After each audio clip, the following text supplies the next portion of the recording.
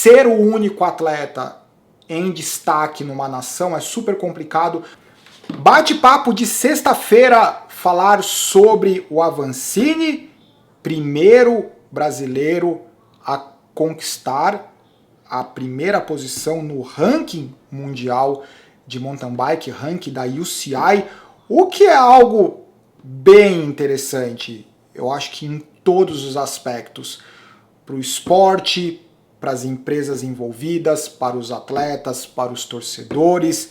Falar também sobre alguns comentários que acontecem, que o pessoal faz nos vídeos ao longo da semana.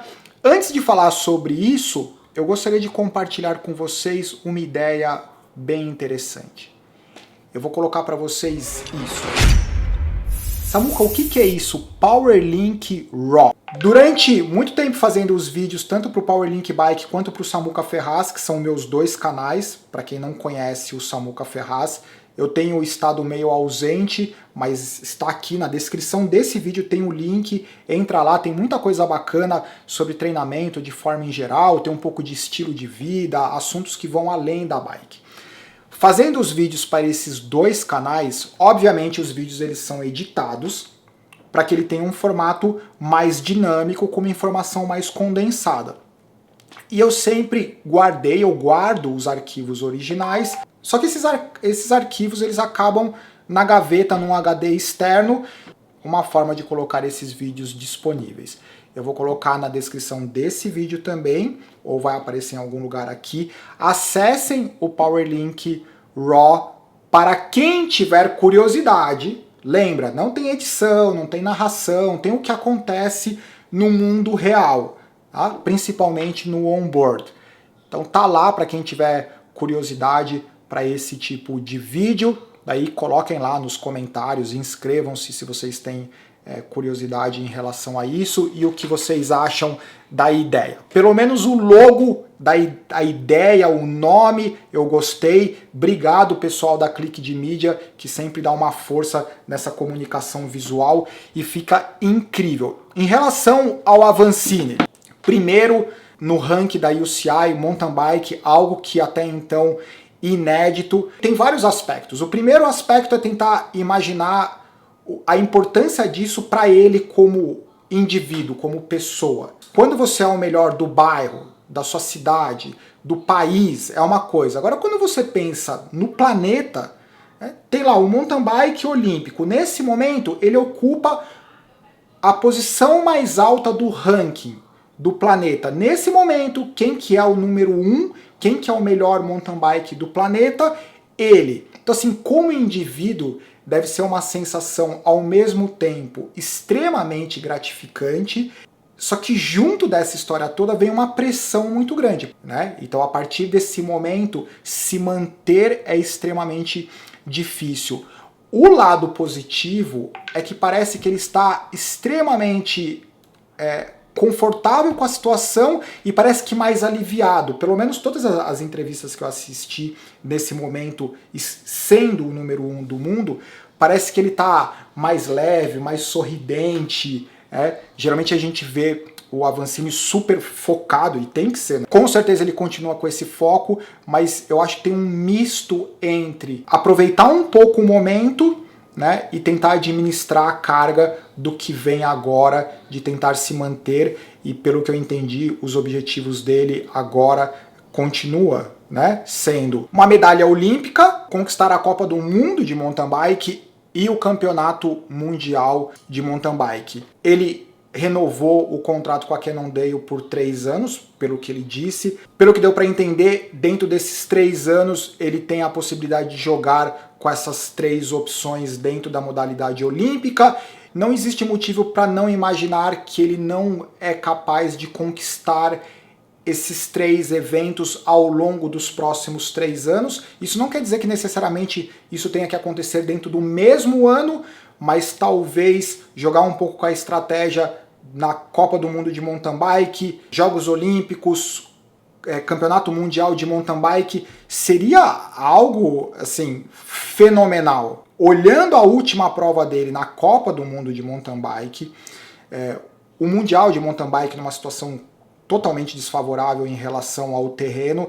Ser o único atleta em destaque numa nação é super complicado, porque se nós tivéssemos vários atletas, isso tira um pouco a pressão, porque cada um desses atletas, obviamente, teria uma característica diferente, né? Como acontece em nações que você tem muitos atletas, você sabe que num terreno determinado, num circuito determinado, tal atleta leva vantagem, no outro atleta. Como nesse momento, na posição do Avancini, só existe o Avancini, então não importa qual é o percurso, não importa qual a temperatura, a pressão, ou pelo menos ele se coloca a pressão de que ele tem que ter uma ótima performance. Seria muito bom que aparecessem outros atletas, mas ele é o cara que está lá, né, empurrando com a cabeça todas as portas, abrindo as portas, para fazer com que nas próximas gerações nós tenhamos um número maior de ciclistas. É o seguinte, agora alguns comentários. Jonatas Freitas. Posso te garantir que seus vídeos já ensinaram esse conceito e já está implantado nos seus amigos de bate-papo, que são vocês. E daí ele comenta que a esposa dele comentou com ele que ele não estava quicando e que o tronco dele estava estável. Daí o comentário é justamente sobre isso, sobre essa valorização da observação, que é a ideia do Caçadores de Treino. Se até a esposa dele, isso é um comentário dele, se até a esposa dele que não pedala consegue observar um movimento mais estável, imagina nós praticando isso entre nós, né, o quanto melhor você pode se tornar aprendendo com os erros e os acertos de outros ciclistas. Kleber Santos, fala Samu, de Samuca, estamos terminando... ele está treinando de acordo com o que eu falo de até 2 horas e a galera do pedal já estão de cara com a evolução.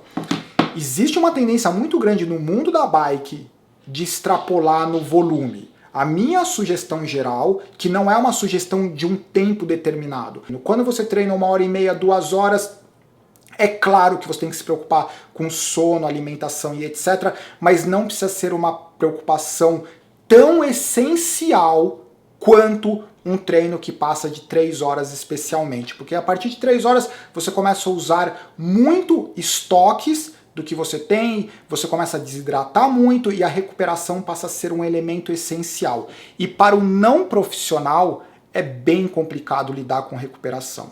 Lauro Moreira, há alguns dias um amigo me alertou no meio de uma subida: ei, você está girando e quicando muito. Depois disso observei não só na cadência que ele usava, mas para subir, mas também a postura pegada no guidão. O resultado disso, cheguei 8 minutos mais rápido em um trecho de 20 km do pedal. Isso é muito bacana. Observar é uma coisa muito legal. Quando você observa, você consegue aprender. Quando você está na frente, você aprende a fazer força, mas você não aprende qual que é a melhor forma de fazer aquela força, porque você não tem nada o que observar, certo? Então é bom intercalar, fazer força na frente, mas também observar atrás.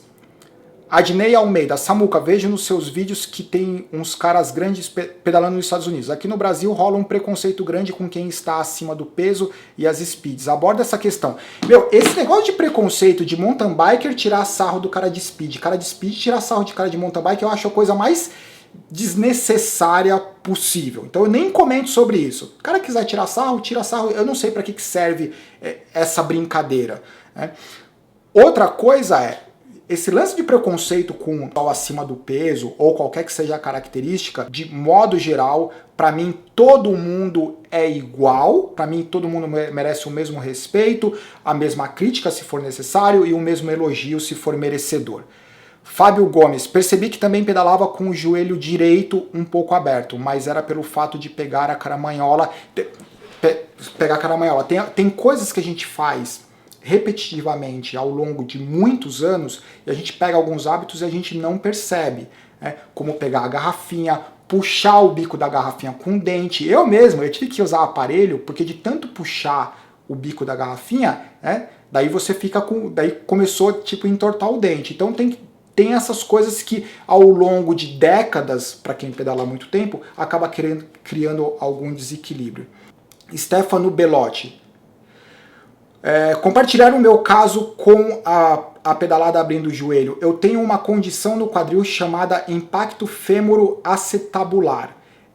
que pega especialmente minha perna esquerda. É o seguinte, o que o Stefano Bellotti está dizendo, tem algumas pessoas, você tem o quadril, o acetábulo é a parte onde encaixa a cabeça do fêmur. Então você tem o acetábulo, que é o que recebe a cabeça do fêmur para articular.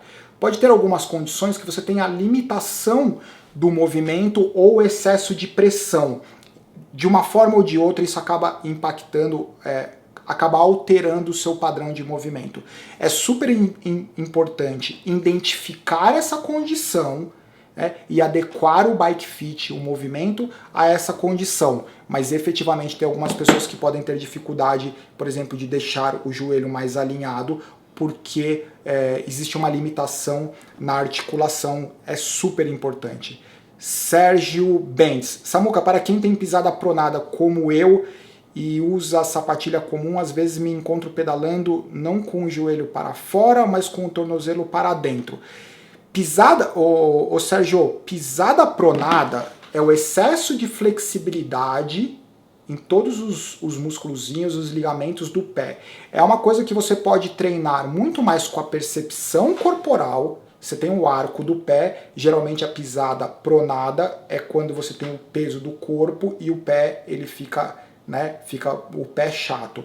Isso é uma coisa que você pode criar um pouco de consciência, de sustentar um pouco o arco do pé, para que esse arco do pé sustentado ele consiga te oferecer um melhor apoio. Mas é algo que eu sugiro que você procure um fisioterapeuta para dar melhor orientações em relação a isso. Último, Paulo Araújo, cada vídeo uma aula.